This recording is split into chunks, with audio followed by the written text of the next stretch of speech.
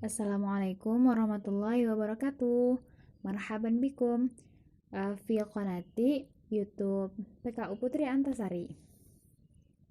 Nah, fi hadhil fursah sanabahats wa nata'allam al-ism al-mansub huwa at-tamyiz. Jadi hari kita akan bahas tentang tamyiz, yaitu keterangan zat. Kalau kita sudah pernah belajar hal yaitu tentang keterangan kondisi, sekarang kita akan membahas tentang tamyiz yang dimana menerangkan, menjelaskan zat atau objek.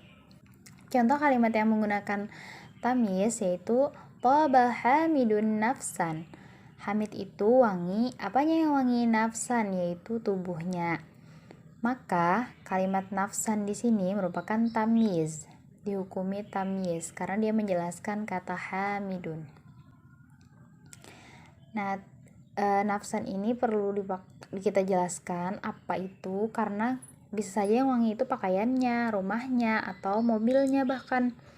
Jadi perlu dikasih kata penjelas. Di sini kita menggunakan kata nafsan, yaitu yang wangi itu jelas di sini bahwa yang wangi itu adalah tubuhnya si Hamid. Nah, tamyiz itu bisa untuk mempertegas objek atau zat, kemudian bisa juga menjelaskan objek atau zat, atau biasanya disebut dengan malfuz dan malhuz. Nah, ini contoh yang berupa adat ma'dud. Malaktu tis'ina najatan. Aku memiliki tis'in 90 ekor. Apanya 90 ekor? Itu kambing. Nah, barulah jelas bahwa najatan di sini sebagai tamyiz. Dia menjelaskan tis'in. Kalau malaktu tis'in, sebenarnya kalimatnya itu sudah sempurna berupa fi'il, fa'il, dan maf'ul.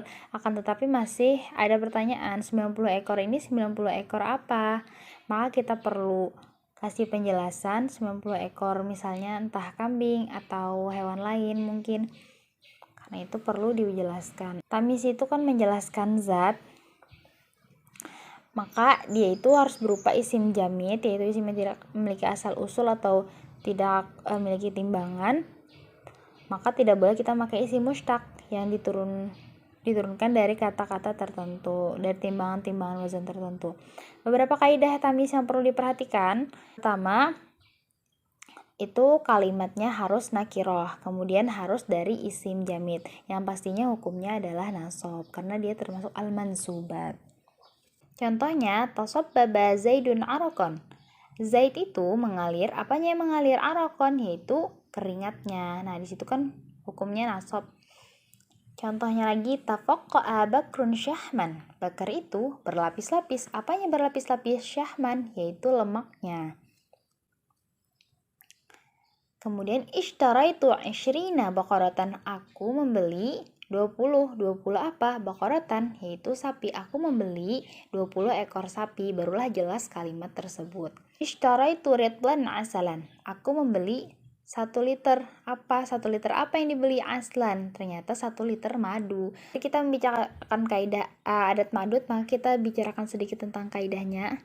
Nah, tamyiz itu hanya untuk bilangan 11 sampai 99 ya, teman-teman.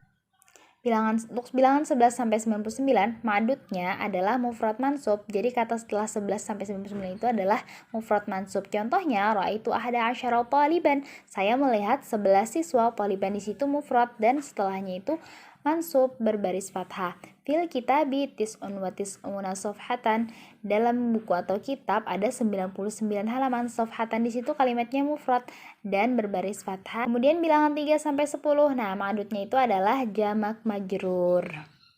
Jadi kata setelahnya itu hukumnya jamak dan harus majrur. Contohnya, safartu sab'a layalin wa thamaniyata ayyamin. Saya pergi 7 malam 8 hari. Nah, ayyamin di situ bentuknya jamak, kemudian hukumnya majrur. Ayyamin barisnya kasroh. Kemudian bilangan 100 dan kelipatannya. Maka ma'dudnya kata setelah bilangan tersebut adalah mufrad dan hukumnya majrur. Contohnya, fis sanati khamsatun wa sittuna wa thalathumi'ati yaumin.